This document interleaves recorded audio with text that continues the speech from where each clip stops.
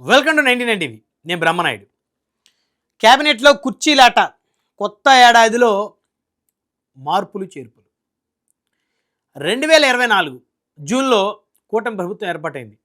151 స్థానాలతో బలంగా ఉన్న వైసీపీని 11 స్థానాలకు పరిమితం చేసి 164 స్థానాలను దక్కించుకొని కూటమి ప్రభుత్వం ఆంధ్రప్రదేశ్లో బలంగా ఏర్పాటైంది. మరి అలాంటి కూటమి ప్రభుత్వంలో 24 మంది రాష్ట్ర క్యాబినెట్లో ఉన్నారు. సో మరొకరికి అవకాశం ఉన్నప్పటికీ కూడా ఇప్పటి వరకు చంద్రబాబు నాయుడు గారు ఆ కుర్చీని ఆయన భర్తీ చెయ్యలేకపోయారని చెప్పాలి. అంటే ఆ కుర్చీని చూపిస్తూ మరి ఆశావహులకి కాస్త ఆశను కల్పించారు అనేటువంటి ఒక చర్చ కూడా ఉంది. సో పార్టీలో అసంతృప్తిగా ఉన్న వాళ్ళని ఆ కుర్చీ చూపించి మిమ్మల్ని ఆ కుర్చీలో కూర్చోబెడతాను అని చెప్పేసి కూటమి పెద్దలు కొంతమంది అసంతృప్తి నేతలను కూడా ఆ విధంగా బుజ్జగించారని కూడా చెప్పుకోవచ్చు. ఎందుకంటే మరొక అవకాశం క్యాబినెట్లో మరి మరొకరికి ఇచ్చే అవకాశం ఉన్నప్పటికీ కూడా 18 నెలలు పూర్తయినప్పటికీ ఇంతవరకు కూడా ఎవరికి కూడా అవకాశాన్ని ఇవ్వలేదు. ఇకపోతే 2025 కూడా అయిపోయింది. 2026 జనవరి వచ్చింది.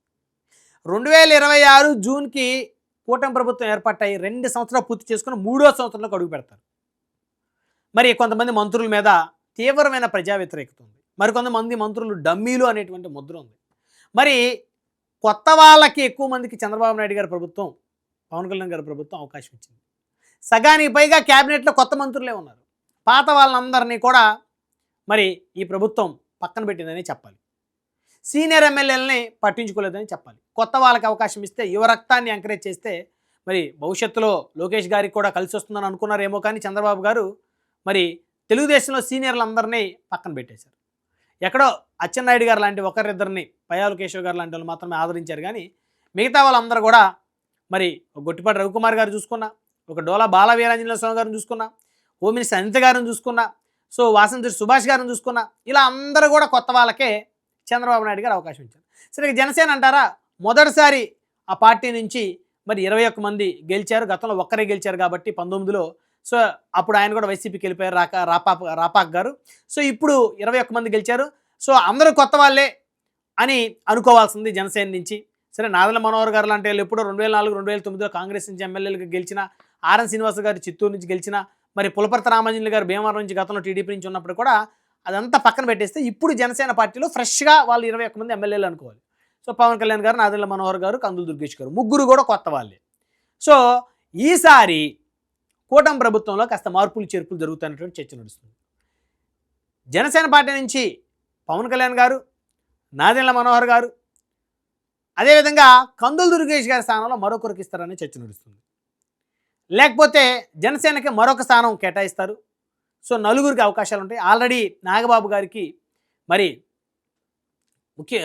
ముఖ్యమంత్రి చంద్రబాబు నాయుడు గారు అఫీషియల్గా లెటర్ రిలీజ్ చేసి నాగబాబు గారిని మంత్రివర్గంలో తీసుకుంటామని చెప్పారు. కాబట్టి మరి కొత్తగా మంత్రివర్గ విస్తరణ జరిగే క్రమంలో నాగబాబు గారికి పేరు కూడా ఉంటుందని చెప్పేసి చాలామంది మాట్లాడుకుంటున్న పరిస్థితి.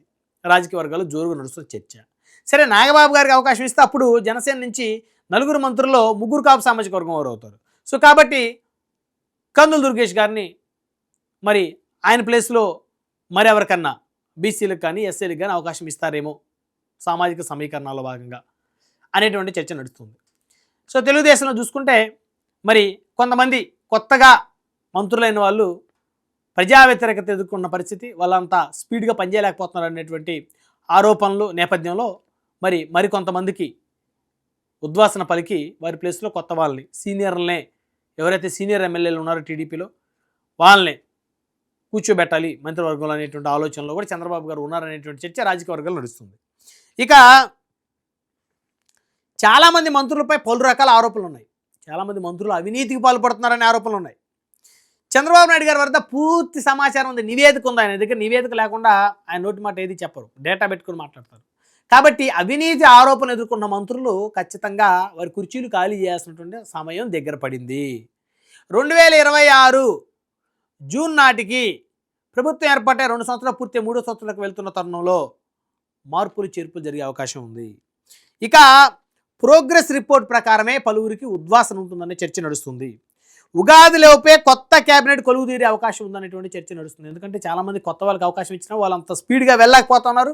కొంతమంది తప్పు చేయకపోయిన ఆరోపణలు ఎదుర్కొంటా ఉన్నారు, కొంతమంది చిన్న చిన్న పొరపాట్లు చేస్తూ ఆరోపణలు ఎదుర్కొంటా ఉన్నారు. కాబట్టి చంద్రబాబు నాయుడు గారి ప్రభుత్వం, పవన్ కళ్యాణ్ గారి ప్రభుత్వం ఒక నిర్ణయం తీసుకుంది. కొత్త వాళ్ళకి అవకాశం మళ్ళీ అంటే పాత వాళ్ళని పక్కన పెట్టి, పాత వాళ్ళంటే ఆల్రెడీ ఉన్నటువంటి క్యాబినెట్లో ఉన్న వాళ్ళు కొత్త యంగ్స్టర్స్ ఉన్నారు. అయినప్పటికీ కూడా వాళ్ళ ప్లేస్లో సీనియర్లకి అంటే మళ్ళీ క్యాబినెట్ను షఫిల్ చేసేటువంటి ఆలోచనలో ఉన్నారనేటువంటి చర్చ రాజకీయ వర్గాల్లో జోరుగా నడుస్తున్న తరుణంలో ఇక అసలు 2 ఏళ్లకు మార్పులు మరి సాధారణం అనేటువంటి అభిప్రాయం కూడా ఉంది. ఎందుకంటే 2 సంవత్సరాలే కదా పూర్తవుతుంది, మరి 2 సంవత్సరాలకే మార్పులు చేర్పులు ఉంటాయంటే అది సర్వసాధారణం. ఇక ఎన్నికల ముందు పాలన బలోపేతమే లక్ష్యంగా చూసుకున్నారు. ప్రస్తుతం ఒక మంత్రి పదవి ఆల్రెడీ ఖాళీగా ఉంది. ఇందాక మనం చెప్పుకున్నాం 24 మంది మంత్రులు మాత్రమే ఏపీ క్యాబినెట్లో ఉన్నారు, మరొక పదవి అయితే ఖాళీగా ఉంది. అయితే ఇది నాగబాబు గారికి ఇస్తారా, కొత్త నేతలకు ఇస్తారా? నాగబాబు గారికి ఇస్తే జనసేన నుంచి ఎవరైనా పంపిస్తారా? లేదు, జనసేనకి ఆల్రెడీ ముగ్గురే కాబట్టి ఉంది, ఇంకొక ప్లేసు ఇచ్చేటువంటి అవకాశం ఉందా? మరి పిఠాపురం వర్మ గారికి చంద్రబాబు గారు ఎమ్మెల్సీ ఇచ్చి ఇంకా పెద్ద ప్రమోషన్ ఇస్తున్నారు. అదేవిధంగా వంగవీటి రాధా గారికి మంత్రిగా అవకాశం ఇస్తారని ప్రామిస్ చేసినట్టు ఇప్పుడు రాజకీయ వర్గాలు జోరుగా ఈ చర్చ నడుస్తుంది.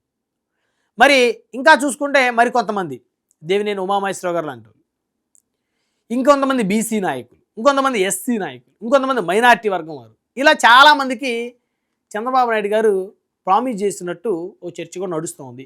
అంటే బహిరంగంగా అయితే పిఠాపురం వర్మ గారికి చేశారు, అఫీషియల్గా లెటరే రిలీజ్ చేశారు నాగబాబు గారి ప్లేస్లో. కాబట్టి వీళ్ళిద్దరి గురించి మనం బలంగా మాట్లాడుకోవాలి.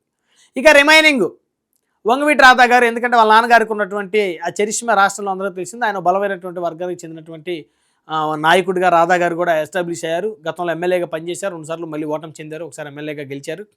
సో మరి ఆయన స్టార్ క్యాంపెయినర్గా వ్యవహరించారు 2019, 2024 ఎలక్షన్. మరి కాబట్టి ఆయనకి చంద్రబాబు నాయుడు గారు గొప్పగా ఆయన భవిష్యత్తుని చూసుకుంటామని చెప్పేసి మాట ఇచ్చిన తరుణంలో పిఠాపురం వర్మ గారు, నాగబాబు గారు, వంగవీటి రాధా గారు ఈ ముగ్గురి అంశం అయితే కీలకంగా చర్చకు, ప్రతి అంశంలో కూడా చర్చకు వస్తుంది. క్యాబినెట్ విస్తరణ అనేటువంటి కార్యక్రమంలో కానీ, మార్పు చేర్పులు అనేటువంటి అంశంలో కానీ. ఇక చూస్తే దేవినేని ఉమా గారు లాంటి వాళ్ళు గతంలో మంత్రిగా పనిచేశారు, మరి కనీసం ఆయనకి ఎమ్మెల్యే సీట్ కూడా ఇవ్వలేదు. సో కొత్తగా వచ్చిన వసంత కృష్ణప్రసాద్ గారికి, వైసీపీ నుంచి వచ్చిన కృష్ణప్రసాద్ గారికి అవకాశం ఇచ్చారు. సో కాబట్టి ఈ తరుణంలో మరి దేవినేని ఉమా గారు కూడా కోరుకుంటా ఉన్నారు ఏదైనా ఒక క్యాబినెట్ స్థాయి అవకాశాన్ని. సో కాబట్టి ఇప్పుడు మార్పులు చేర్పులు అనేది అనివార్యంగా కనపడుతుంది. ఇంకో సంవత్సరం ఇలాగే కనుక ప్రభుత్వం ఉంటే అసంతృప్తులు బగ్గుమంటారు. ఎప్పుడైతే ఇప్పుడు మనం మాట్లాడుకున్న పేర్లో ఉన్నటువంటి వ్యక్తులు ఎవరైతే ఉన్నారో వాళ్ళందరూ కూడా రాష్ట్ర వ్యాప్తంగా ప్రభావం చూపగలిగినటువంటి నాయకులు, ఒక వంగవీటి రాధా గారు కానీ, ఒక నాగబాబు గారు కానీ, పిఠాపురం వర్మ గారికి సానుభూతి ఉంది పిఠాపురంలో. ఎందుకంటే మరి ఆయన సీటు త్యాగం చేశారని అయినా, లేకపోతే ఆయనకి ప్రామిస్ చేశారు చంద్రబాబు గారు అయినా. దేవినేని ఉమా గారికి సానుభూతి ఉంది. ఇలా చెప్పుకుండా పోతే చాలామంది బీసీ నాయకులు ఉన్నారు, వాళ్ళకి సానుభూతి ఉంది. కాబట్టి ఇది చాలా కీలకమైనటువంటి అంశం. ఇక దాదాపు 5 నుంచి 8 మందిని తప్పించే అవకాశం ఉందంట క్యాబినెట్లో. 24 మందిలో 5 నుంచి 8 మందిని తప్పించే అవకాశం ఉంది. సో ఇంకొక స్థానం ఖాళీగా ఉంది కాబట్టి ఆ స్థానాన్ని కూడా మనం యాడ్ చేసుకుంటే 9 మంది కొత్తగా మంత్రివర్గంలోకి రానున్నారని చెప్పుకోవచ్చు. ఇక ఈసారి మరి సీనియర్లకి ఛాన్స్ ఇచ్చే అవకాశం ఉంటుందా, లేదా ఉన్న ఎమ్మెల్యేల మధ్య పోటాపోటీ ఏమైనా నడుస్తుందా? సీనియర్లు అంటే ఎమ్మెల్యేలుగా లేని వాళ్ళని కూడా సీనియర్లుగా పరిగణించాలి మనం. వంగవీటి రాధా గారిని, ఆయన కూడా వచ్చి దాదాపు 7 సంవత్సరాలు దాటిపోయింది టీడీపీలోకి వచ్చి. దేవినేని ఉమా గారిని, మరి వాళ్ళ కుటుంబం అంతా టీడీపీలో పుట్టి పెరిగింది, గతంలో మంత్రిగా చేశారు. పిఠాపురం వర్మ గారిని, ఇలా వీళ్ళెవరు అసెంబ్లీలో లేరు, ఎమ్మెల్యేలుగా లేరు. అయినప్పటికీ కూడా ఖచ్చితంగా మరి వీళ్ళ మధ్య పోటీ ఉంటుంది, అదేవిధంగా ఎమ్మెల్యేల మధ్య పోటీ వస్తుంది. సో ఇక ప్రాంతీయ సామాజిక లెక్కలనే కీలకం. ఉత్తరాంధ్ర నుంచి ఒకరి గండం ఉందంట మంత్రివర్గంలో ఆల్రెడీ ఉన్న వాళ్ళలో. గోదావరి జిల్లాలో ఒకరి గండం ఉన్నట్టు తెలుస్తుంది, రాయలసీమలో ఒకరి గండం ఉన్నట్టు తెలుస్తుంది. రాష్ట్ర వ్యాప్తంగా 5 నుంచి 8 మంది మంత్రులకి పదవీ గండం తప్పదు అనేటువంటి ఒక చర్చ రాష్ట్ర వ్యాప్తంగా రాజకీయాల్లో మొదలైంది. ఇక బలమైన పనితీరు లేని వారికి ఉద్వాసన, ఆరోపణలు ఎదుర్కొంటున్న వాళ్ళకి చమరగీతం. ఇది మొత్తానికి క్యాబినెట్లో కుర్చీలాట. కొత్త ఏడాదిలో కీలకమైన మార్పులు చేర్పులు జరిగితే దాదాపు 8 నుంచి 9 మంది వరకు మంత్రివర్గంలో కొత్తగా వస్తారు, పాత వాళ్ళు వెళ్ళిపోతారు. చూద్దాం ఏం జరుగుతుంది.